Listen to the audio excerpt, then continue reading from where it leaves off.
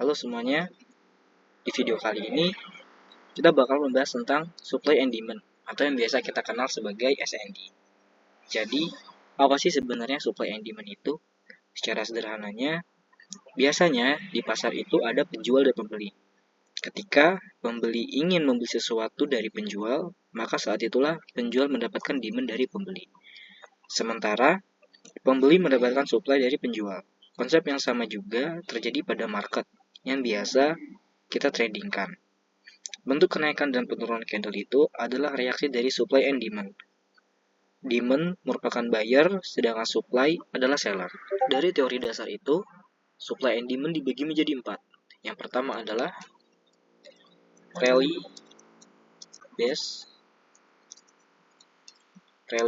atau bisa disingkat sebagai RBR. Kemudian yang kedua adalah rally base drop atau bisa disingkat sebagai RBD. Kemudian yang ketiga adalah drop base rally yang bisa disingkat sebagai DBR. Yang keempat adalah drop base drop atau bisa kita singkat menjadi DBD. Nah, dari keempat jenis supply and demand ini kita akan bahas satu persatu. Dimulai dari yang pertama yaitu rally base rally atau RBR. Yang dimaksud rally base rally adalah ketika harga lakukan kenaikan, kemudian dia membentuk sideways, dan di sini harga berhasil nge-break area atasnya dan melanjutkan kenaikannya. Kemudian yang kedua adalah rally base drop atau yang biasa kita kenal sebagai RBD. Yang dimaksud dari rally base drop adalah ketika harga melakukan rally ke atas, kemudian dia sideways, dan di sini dia tidak berhasil break body area atasnya, yang alhasil membuat harga melakukan reversal ke bawah. Kemudian yang ketiga adalah drop base rally. Yang dimaksud dari drop base rally adalah ketika harga melakukan tren turun atau harga itu turun, kemudian dia membentuk sideways, lalu dia tidak berhasil break body area lowernya. Hal ini menyebabkan harga melakukan reversal atau bouncing. Kemudian yang keempat adalah drop base drop, yang dimana adalah ketika harga melakukan penurunan, kemudian dia sideways, dan di sini dia berhasil break body area lowernya. Hal ini menyebabkan harga semakin turun ke bawah. Itulah penjelasan dari 4 jenis supply and demand. Selanjutnya, kita akan praktekkan langsung di market Bitcoin. Nah, setelah kita tadi sudah membahas dari 4 jenis supply and demand, sekarang kita langsung praktekkan mencari supply and demand. Di sini kita menggunakan market Bitcoin. Di sini kita bisa melihat harga melakukan drop, kemudian sideways, kemudian di sini kembali melanjutkan penurunannya. Ini bisa kita sebut sebagai drop base drop.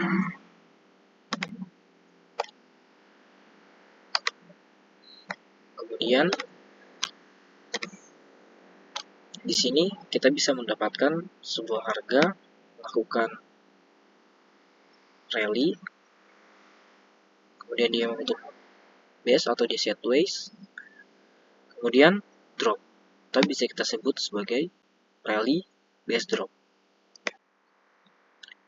Setelah tadi kita sudah berhasil menemukan drop base drop dan drop base dan rally base drop, di sini kita bisa melihat bahwa harga melakukan penurunan, kemudian sideways, dan di sini dia melakukan kenaikan. Ini bisa kita sebut sebagai drop base rally. Nah, di sini kita bisa melihat bahwa sebuah harga mengalami kenaikan, kemudian dia sideways dan melanjutkan kenaikannya. Ini bisa kita sebut sebagai rally base rally. Kemudian di sini kita bisa mendapatkan juga di mana harga melakukan rally, kemudian dia membentuk base atau sideways, kemudian dia kembali melanjutkan kenaikannya. Ini bisa kita sebut sebagai rally, base rally. Nah, jadi itu tadi bagaimana kita mempraktekkan mencari supply and demand dari 4 jenisnya. Lalu sekarang bagaimana sih penggunaan supply and demand itu ketika kita mau mencari posisi atau ketika kita ingin melakukan entry posisi.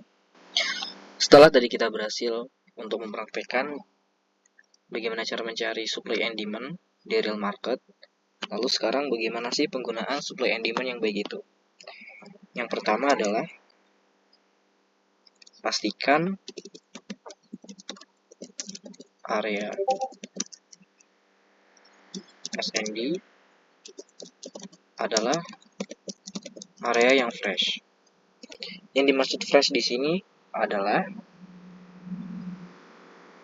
area yang belum pernah disentuh sama sekali. Jadi setelah harga membentuk supply and demand, harga melanjutkan pergerakan tanpa menyentuh area tersebut. Nah, ketika harga itu disentuh kembali, itulah kesempatan kita untuk melakukan eksekusi buy atau sell.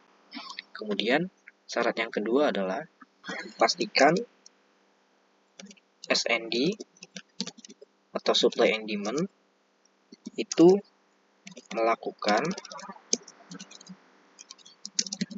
break structure.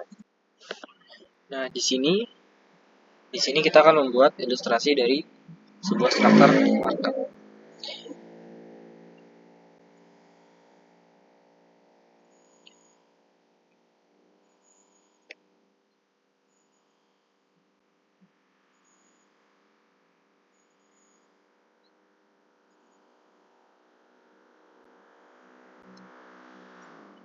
Nah, di sini misalkan tren sebelumnya, teman-teman harus memastikan bahwa supply and demand itu dinyatakan kuat ketika dia berhasil break dari strukturnya.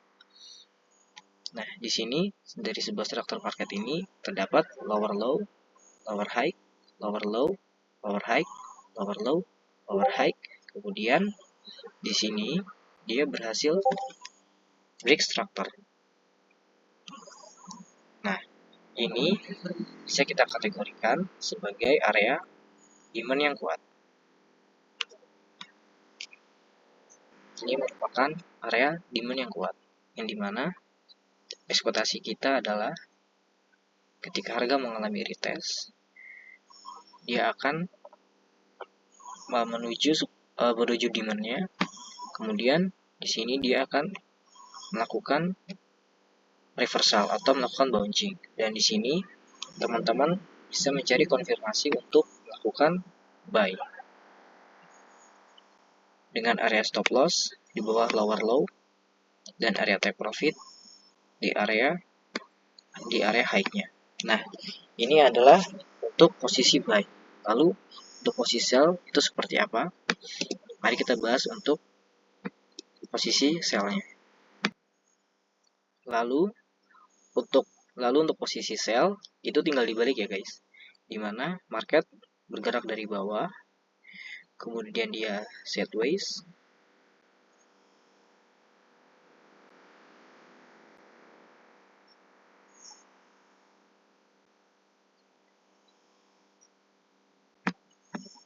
nah,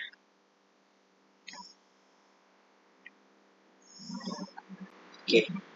Di sini market bergerak dari bawah, lalu pada titik tertentu market mengalami reversal. Nah, ketika market melakukan reversal di sini berarti di sini ada sebuah supply yang terbentuk. Nah, area reversalnya itu ada di area sini.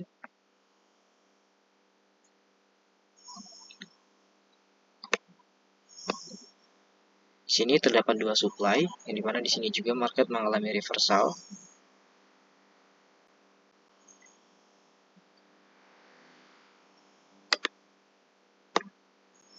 Nah, ekspektasi kita adalah ketika market nanti mengalami retest atau market melakukan pembalikan arah, di sini kita bisa mengantri untuk melakukan posisi sell atau short. Dengan ekspektasi kita, di sini dia berhasil mantul di area supply. Dan di sini kita bisa melakukan area penjualan atau sisi sell dengan target take profit kita adalah di area lower low-nya dan area SL-nya adalah di area lower high-nya.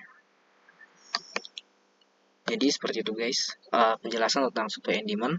Mungkin sampai sini dulu. Terima kasih buat yang udah nonton video ini, dan sampai bertemu di materi selanjutnya guys. Thank you.